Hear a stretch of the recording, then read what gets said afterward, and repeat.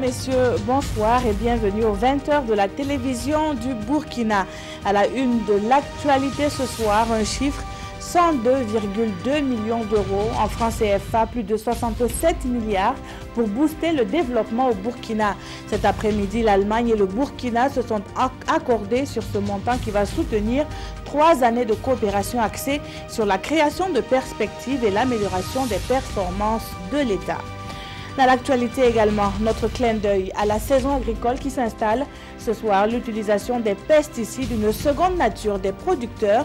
La question mérite d'être posée au regard de la forte présence de ces produits chimiques sur la place du marché. Cette utilisation quelque peu abusive n'est pas sans conséquences sur la santé. En République démocratique du Congo, le report des élections est perçu par l'opposition politique comme une déclaration de guerre ou encore une provocation. Et pour cause, l'échéance 2017 pour l'organisation des élections présidentielles et législatives était inscrite dans un accord politique signé l'an dernier. Et selon la CENI, le défi sécuritaire constitue la cause de ce report. Bienvenue à tous. En marge des négociations intergouvernementales, l'ambassadeur de la République fédérale d'Allemagne a été reçu par les autorités nationales. Le diplomate est allé faire ses adieux au président du Faso et au Premier ministre. Il a surtout été question de coopération bilatérale qui, elle, prend un nouveau souffle. Roger Kam et Nyar Kiteda nous font le point. Kosiam, ce mardi matin, l'ambassadeur de la République fédérale d'Allemagne vient faire ses adieux au président du Faso. Le diplomate s'en va, mais la coopération entre son pays et le Burkina continue avec des perspectives heureuses. Récemment, l'Union européenne a pu signer un accord avec le Burkina et l'Allemagne en présence pour le programme Project Pavif, un programme pour renforcer le régime des frontières du pays d'un montant de 30 millions d'euros, 20 milliards de francs CFA, un programme substantiel qui montre aussi la confiance burkinabé dans les partenaires allemands qui sont chargés de l'implémentation, la mise en œuvre de ce programme. Aujourd'hui se termineront les négociations entre les partenaires burkinabés et allemands qui sont en ville et on va conclure un accord pour les 3 années à venir pour un montant de 70 milliards de francs CFA. Dans le domaine de la sécurité, l'Allemagne va accompagner le Burkina Faso pour renforcer la lutte contre le terrorisme au Sahel, a annoncé le diplomate en fin de séjour dans le pays des hommes intègres. Un pays dont il garde et gardera pour toujours un souvenir d'hommes et femmes qui ont cette capacité énorme de résoudre leurs propres problèmes et de façon pacifique. Tout comme à la présidente du Faso, il est allé dire également son au revoir au chef du gouvernement cet après-midi et à travers lui féliciter l'ensemble du gouvernement et le peuple burkinabé pour le progrès démocratique que connaît le Faso. Fin de mandat pour l'ambassadeur, mais nouveau départ pour la coopération Allemagne-Burkina. Les négociations entamées depuis 2 jours ont abouti cet après-midi à Ouagadougou sur un accord bilatéral. Il s'étend sur 3 ans et financé à plus de 67 milliards de francs CFA. Sur la signature de cet accord, le compte-rendu de Salifou Belem et Sanoua Christine Koulibaly. C'est là le couronnement de 2 jours de négociations intergouvernementales germano-burkinabais. Des négociations au terme desquelles le Burkina Faso bénéficie de plus de 67 milliards de francs CFA d'aide financière et technique pour les 3 prochaines années. Et les mois à venir, nous allons concrétiser cela dans les domaines prioritairement de l'agriculture et de la sécurité alimentaire. Le deuxième domaine, c'est celui de l'approvisionnement en eau potable. Et le troisième, celui de la décentralisation et du développement local. Des domaines traditionnels de coopération dans lesquels les 2 parties ont engrangé de nombreux acquis. Des acquis que Allemands et Burkinabés souhaitent consolider. On a une certaine tradition, surtout dans le secteur de la décentralisation. Je pense que l'Allemagne est dans une position d'apporter des valeurs tout particulières, notre expérience. Et dans les autres secteurs aussi, notre collaboration a une tradition et bon, on a eu vraiment des succès. Donc, je pense que ces 67 milliards de francs CFA pour les 3 années à venir seront bien utilisés dans ce secteur. Et comme dit, nous sommes impressionnés par la capacité des partenaires burkinabés de traduire ces soutiens en succès. Outre ces pôles prioritaires d'intervention, l'Allemagne et le Burkina Faso ont convenu de mener une collaboration étroite en matière de droits de l'enfant. Il s'agit de protéger les tout-petits des pires formes de travail et de traite, tout en donnant des perspectives d'avenir à travers l'extension de réseaux de protection et de bourses d'études. Vous êtes jeune, dynamique et surtout la tête pleine d'idées, eh bien ce programme est le vôtre.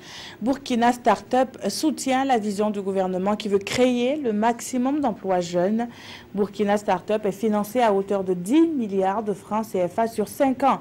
Dans le viseur, 500 projets originaux et innovants. Yacouba Gamene, Zalissa Sanfo, reportage.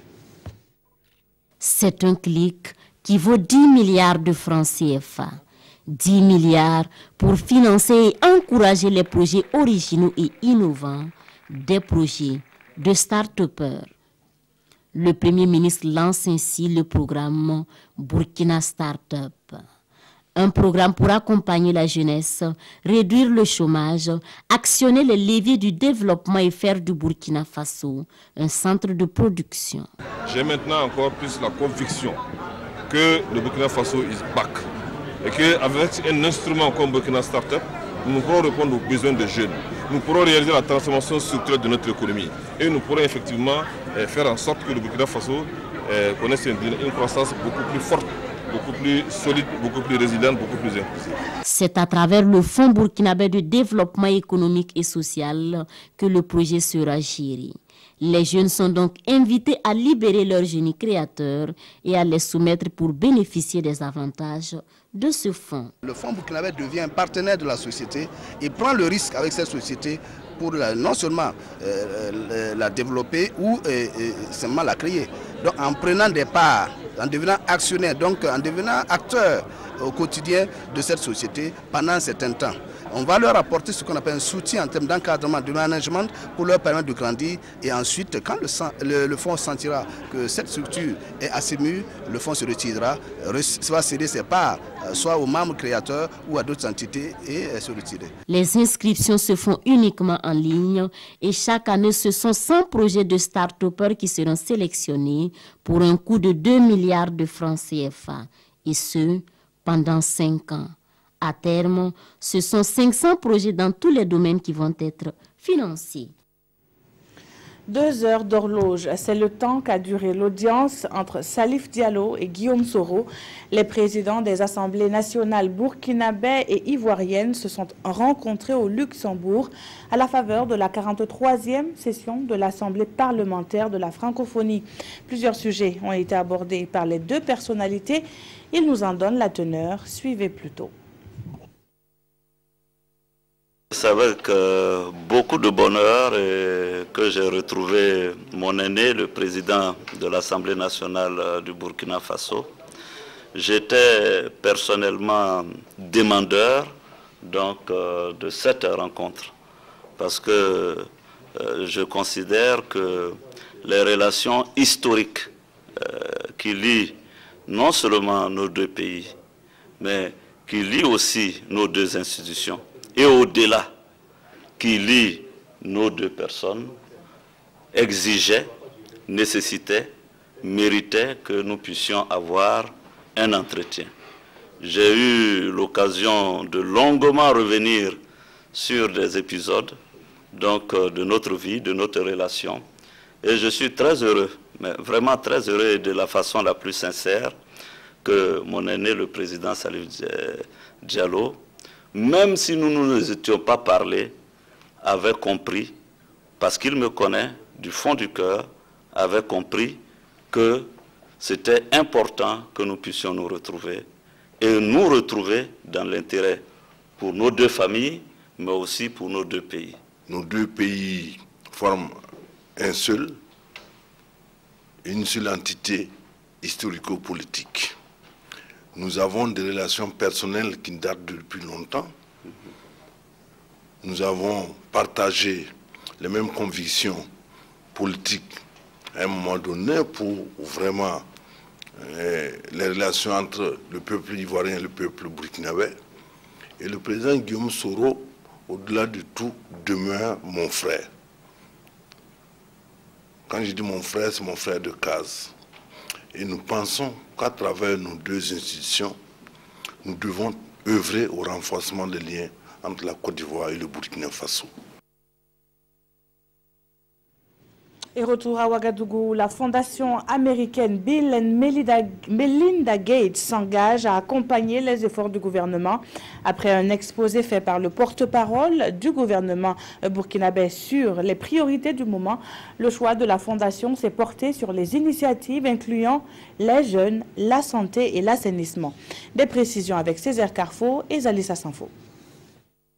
Une mission de la fondation Bill and Melinda Gates chez le porte-parole du gouvernement burkinabé.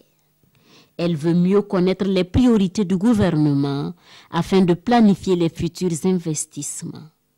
Et après 1h30 d'entretien, la conseillère principale de la Fondation Gates pour l'Afrique de l'Ouest et centrale est conquise. Nous sommes très intéressés par le focus sur les jeunes, l'emploi de jeunes et agriculture. Et surtout, vous avez un programme Universal Health Care que vous avez mis en place. Vous êtes un des seuls pays dans la sous-région qui a mis en place. Et ça nous intéresse beaucoup. Si on peut trouver les formules, les façons de travailler ensemble. Cette rencontre avec le porte-parole du gouvernement va aussi permettre de positionner le Burkina Faso en bonne place et accroître ainsi les investissements de la Fondation Gates au Burkina. Des experts en environnement issus de 17 pays sont réunis à Ouagadougou autour d'un projet dénommé Atlas. Il s'agit pour eux de définir les chemins directeurs pour l'élaboration d'un recueil géographique des paysages ouest-africains. Cet Atlas se veut aussi un outil de planification pour les décideurs dans la lutte contre la sécheresse et la dégradation des sols. Reportage signé de Issa Kafando et Oumar Zombré. Une cartographie des paysages ouest-africains est maintenant disponible avec le lancement de l'Atlas intitulé « Les paysages de l'Afrique de l'Ouest, une fenêtre sur un monde en pleine évolution ». Cette cartographie de l'espace montre les tendances évolutives de l'occupation des terres de 1975 à 2013 des pays de la sous-région. Des terres qui souffrent de plus en plus des pressions anthropiques, mais également du changement climatique. Ce document, c'est un document scientifique qui prouve, un document à l'appui, l'état de dégradation et en tout cas qui nous interpelle sur les actions à prendre. Et pour mener ces actions, les pays de la sous-région auront besoin du CILS, le comité permanent inter-État de lutte contre la sécheresse dans le Sahel, et leurs partenaires. Nous savons exactement où se trouve le problème et le niveau des problèmes avec les populations qui en souffrent. Nous allons donc nous asseoir et construire ensemble des stratégies pour récupérer les terres qui sont dégradées, pour protéger notre faune et nos flots. Et vous voyez ici dans cet atlas qui va nous aider, et tous les scientifiques ici, à étudier l'impact de la population humaine sur les territoires qui nous nourrissent. Et nous voulons étudier ça et rassembler les gros cerveaux qui sont dans cette salle pour trouver des solutions pratiques. Quant aux solutions pratiques, le CILS et ses partenaires peuvent compter sur ses experts en environnement. Ils sont venus de 17 pays pour prendre part à 3 jours de travaux. Atlas est une étude réalisée par le CILS et l'USGS avec le concours financier de l'USAID. Et cet atlas pourrait bien être exploité par le programme Résilience de l'Union européenne. En attendant, il a été officiellement lancé pour améliorer l'accès des ménages vulnérables aux services de base. Passer de la malnutrition à une alimentation riche et variée, c'est tout l'enjeu de ce programme. Les détails avec Alidou Badini et Kadi Sanogo. La signature du mur d'or par le chef de délégation de l'Union européenne et toutes les parties prenantes marque le lancement officiel du programme de renforcement de la résilience des communautés vulnérables à l'insécurité alimentaire et nutritionnelle au Burkina Faso. Ce programme vise à l'amélioration de l'accès des ménages pauvres et des groupes vulnérables aux services sociaux de base, notamment la prise en charge nutritionnelle. D'un coût estimé à 20 milliards de francs CFA, il est financé par le Fonds fiduciaire d'urgence de l'Union européenne pour l'Afrique et d'autres partenaires. Les actions correspondent à celles qui sont définies dans différents documents cadres du Burkina Faso, notamment concernant la sécurité alimentaire, l'appui aux jeunes enfants, l'accès à la santé l'accès à l'eau, la promotion des activités génératrices de revenus, bref, tout ce qui fait la sortie de l'urgence, si je puis dire, pour enclencher les processus du développement. Le programme sera mis en œuvre par 5 consortia d'ONG regroupant 38 organisations nationales et internationales qui vont appuyer 42 communes du Burkina. C'est un accompagnement que nous faisons. Et comme les collectivités sont associées, les hauts commissaires qui représentent les provinces sont associés, les gouverneurs qui ont été également invités donc, à cette cérémonie de lancement, ils sont associés. Ça veut dire que nous allons avoir un regard sur la réussite de ce programme-là. Ce programme qui va durer 3 ans sera exécuté dans 4 régions du Burkina. Il s'agit de la boucle du Moun, des régions de l'Est, du Nord et du Sahel. Il va toucher plus de 920 000 personnes. On en vient au dossier de ce journal qui porte également sur une bonne alimentation. Celle-ci est pourtant fragilisée par une utilisation abusive des pesticides. Les producteurs trouvent en ces produits chimiques une solution efficace pour booster leur rendement. Quel est donc l'impact de l'utilisation de ces pesticides? Leur utilisation est-elle contrôlée? Élément de réponse avec Désiré Ilboudo, Rasmata Ouedraogo et Mahamadi Ouedraogo.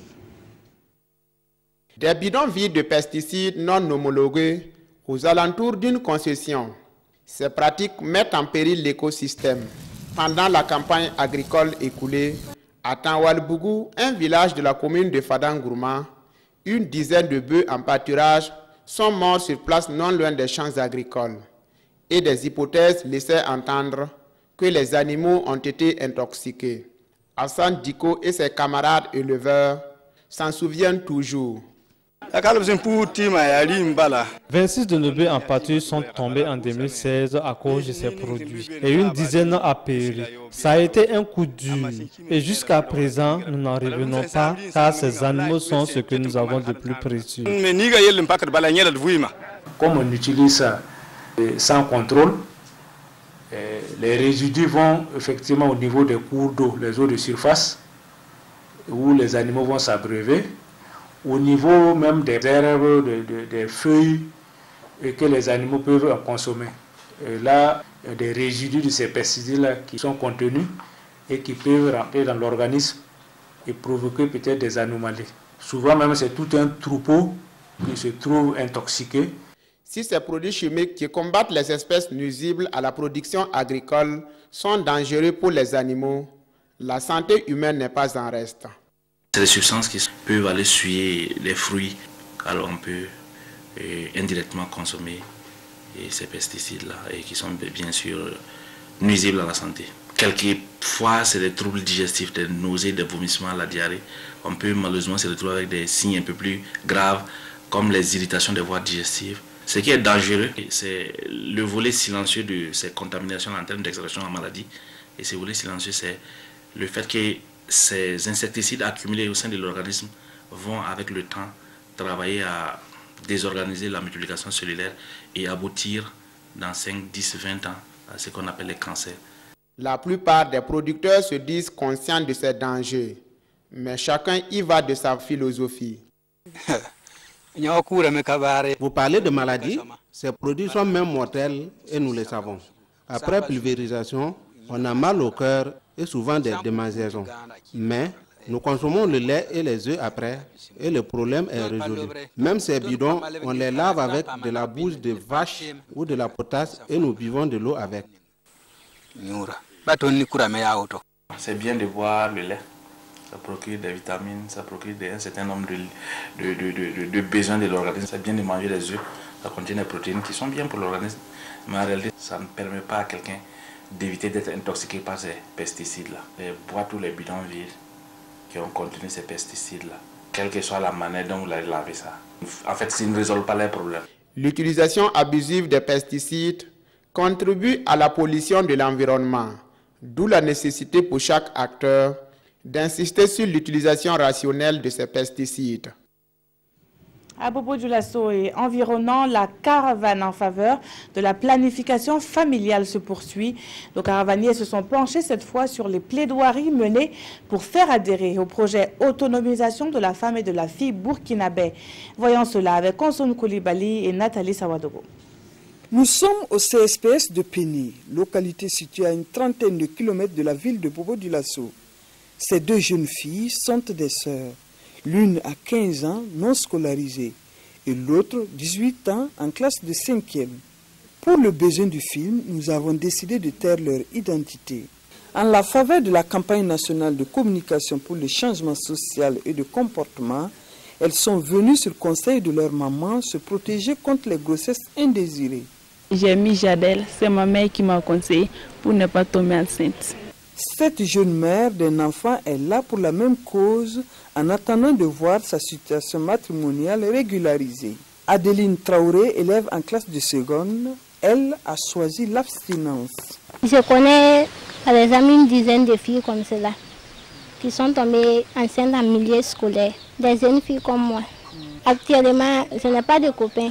Je compte m'entretenir jusqu'à après mes études. Agents de santé, représentants de structures œuvrant dans le domaine de la PF et agents de santé communautaire, tous se sont mobilisés pour offrir un meilleur service à la population.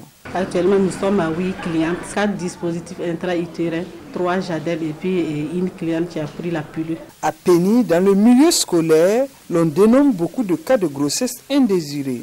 Et le taux de prévalence de la PF est de 12%. Dans les établissements, on trouve que y a beaucoup de filles qui tombent enceintes. D'ici la fin de l'année, ça c'est fréquent dans notre contrée ici. Les maris pensent que si la femme est sous méthode contraceptive, elle est susceptible en tout cas de tromper le mari. L'autre difficulté, c'est les effets secondaires des produits. Tout ça, ça contribue en tout cas à faire que les femmes ne fréquentent pas les services de planification familiale. Les accouchements au niveau du CSP se chiffrent à près de 50 par mois. Et ce plaidoyer organisé ici à la mairie de Péni vise à sensibiliser la population à adhérer à l'autonomisation de la femme et de la fille. Mais auparavant, une rencontre de plaidoyer avec les leaders coutumiers et religieux a été organisée dans la ville de Bobo-Dioulasso. Une rencontre qui a été sanctionnée par des prises d'engagement des leaders. Tant que la fille est à l'école, qu'on laisse la fille finir ses études. Ça a été dit clairement.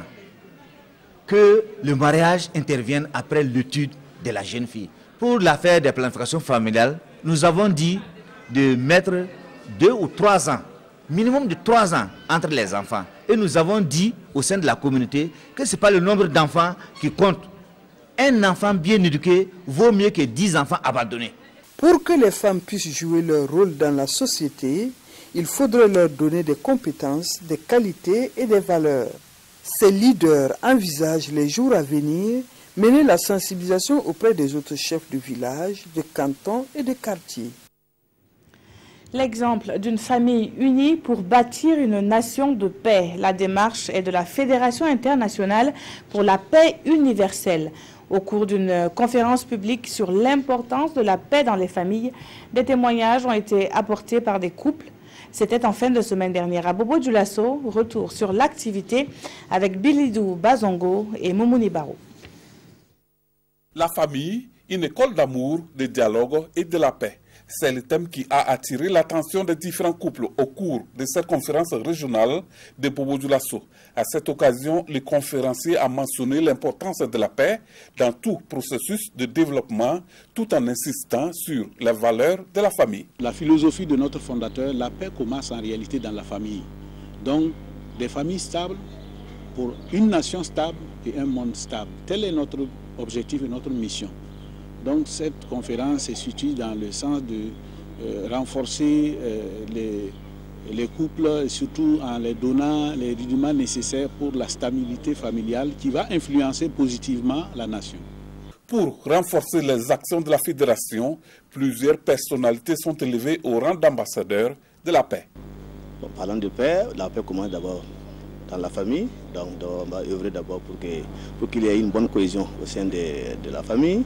Je promets être fidèle et je promets aussi le dialogue dans la famille et dans la société. Et j'invite tous les jeunes couples, les jeunes camarades, les anciens, à dialoguer et à échanger et à rester toujours fidèles. C'est ça qui est la base de la société et qui est aussi la base de la paix. La Fédération internationale pour la paix universelle, au cours de la conférence, a décerné des distinctions à des personnalités qui œuvrent pour la paix au Burkina Faso. Et puis un mot sur l'initiative de la mairie de Bogandé. Elle veut mieux faire connaître la commune située dans la province de la Nyanya, région de l'Est. 72 heures pour exposer le savoir-faire et les potentialités de la localité. L'opération de charme de Bogandé est commentée par Désiré Ilboudo et Chantal Ouedraogo. La commune de Bogandé dans la province de la Nyanya, comme toutes les autres collectivités, veut créer des conditions pour s'auto-prendre en charge. Cependant, diverses difficultés se dressent sur son chemin de développement. À Bogandé, le chômage en tout cas fait un grand ravage. Dans les années 2005-2010, il y avait des dossiers qui venaient de Lumbila. Les gens s'inscrivaient pour la soudure, la mécanique, la menuiserie et comme ça. Mais depuis ce temps jusqu'à aujourd'hui, en tout cas, ces choses-là n'arrivent plus ici. Il y a la gratuité des soins, mais nous les femmes, souvent on rencontre des problèmes par manque de certains produits. Il y a des dispensaires là où il n'y a pas d'électricité. Tu arrives, l'infirmier a des problèmes pour te soigner dans la nuit. Pour pallier ces difficultés, le conseil municipal a initié des activités de valorisation du patrimoine humain et culturel de la commune. Pendant 72 heures, fils et filles de Bogandé ont démontré leur savoir-faire en jeux de société, expertise locale et culturelle. Permettre aux jeunes d'avoir un cadre d'échange, de partage et de loisirs. Nous avons des potentialités culturelles. C'est l'occasion de les mettre en exergue afin de permettre qu'on puisse les connaître. À la fin, le bilan doit être cohésif pour nous tous. Par conséquent, chacun doit y mettre la main pour que nous puissions construire des jeunes talentueux pour l'avenir de demain. Il y a un volet urgence. Nous avons aussi notre rôle à jouer dans les structures où il y a urgence. Donc nous allons étudier au cas par cas les problèmes et nous essaierons d'apporter des solutions idoines. Cette première édition des journées promotionnelles de la commune de Bogandé est bien appréciée par l'ensemble des acteurs. Et ces derniers souhaitent la pérennisation de l'initiative. Actualité hors de chez nous à présent, l'annonce faite à Paris par le président de la Commission électorale nationale indépendante de reporter les élections présidentielles et législatives en République démocratique du Congo au-delà donc de 2017 ne passe pas dans l'opposition. L'Union pour la démocratie et le progrès social, le parti historique d'opposition congolaise, l'a qualifié de provocation. D'autres partis parlent, eux, de déclaration de guerre. La colère gronde en République démocratique du Congo où le président de la commission électorale a annoncé qu'il ne serait pas possible d'organiser les scrutins présidentiels et législatifs avant la fin de l'année. Une décision que le principal mouvement d'opposition conteste vivement. Pour le rassemblement, l'annonce faite par Corneille Nangaa est une véritable déclaration de guerre au peuple congolais. Selon l'accord signé entre le pouvoir et l'opposition, ces élections doivent se tenir avant la fin 2017, mais la commission électorale invoque des problèmes sécuritaires qui risquent de perturber les scrutins. À Kinshasa, pourtant, beaucoup disent ne plus vouloir attendre. Nous voulons des élections pour mettre le pays en rail, c'est tout. Il faut qu'il y ait un autre président. On a assez mal. À l'origine de la crise actuelle, la volonté du président Joseph Kabila de briguer un troisième mandat, ce que la Constitution lui interdit. Il est au pouvoir depuis 2001 et son mandat a expiré le 20 décembre dernier. Les parutions du jour analysent le retour de l'ancien président Wade sur la scène politique sénégalaise. Un remous dans le milieu judiciaire fait l'actualité en page nationale. La revue de la presse est signée tout au boum Evelyne Dabiré. La justice burkinabé veut redorer son blason. C'est ce qu'estiment le pays et l'observateur Palga au vu du rapport de la commission d'enquête mise en place par le Conseil supérieur de la magistrature. Ce rapport vient de livrer ses résultats et 37 magistrats, 3 avocats, 5 greffiers et des officiers et agents de la police judiciaire ont été épinglés pour des actes contraires à l'éthique et à la déontologie. Une première, lit-on dans ce journal. Mais ce qui est de coutume par contre, c'est la valse des magistrats qui est intervenue le même jour, informe l'observateur Palga. Le pays revient à la charge et appelle les syndicats des magistrats pour que tous les tenants et aboutissants de ces affaires soient connus et que les fautifs soient punis pour l'exemple, car, poursuit ce journal, Il faut que la magistrature travaille à déconstruire l'imaginaire des Burkinabés selon lequel la justice est prompte à ôter la paille qui est dans les yeux des autres tout en feignant d'ignorer la poutre qui s'est installée confortablement dans les siens. Sénégalais, un sauveur de 91 ans vous est né, clame l'observateur Palga pour annoncer le retour de Abdoulaye Wade sur la scène politique. Mais qu'est-ce qui peut bien expliquer ce regain d'activisme politique d'un homme dont l'âge inclinerait plutôt pour la retraite honorifique, interroge aujourd'hui au Faso, qui trouve réponse à sa préoccupation. C'est qu'il n'a jamais digéré que Macky Sall qui, en 1989, lui demanda sa carte d'adhésion et puis le battre 23 ans plus tard, et surtout qu'il ait traîné son fils en prison, estime ce journal. Mais que celui qui a présidé aux destinées de son pays pendant 12 ans et qui est à la vie politique depuis 44 ans revienne chercher un simple mandat de député, c'est d'évaluer la fonction suprême qu'il a occupée, estime l'observateur Palga qui conclut « Ce match est vraiment le match de trop ».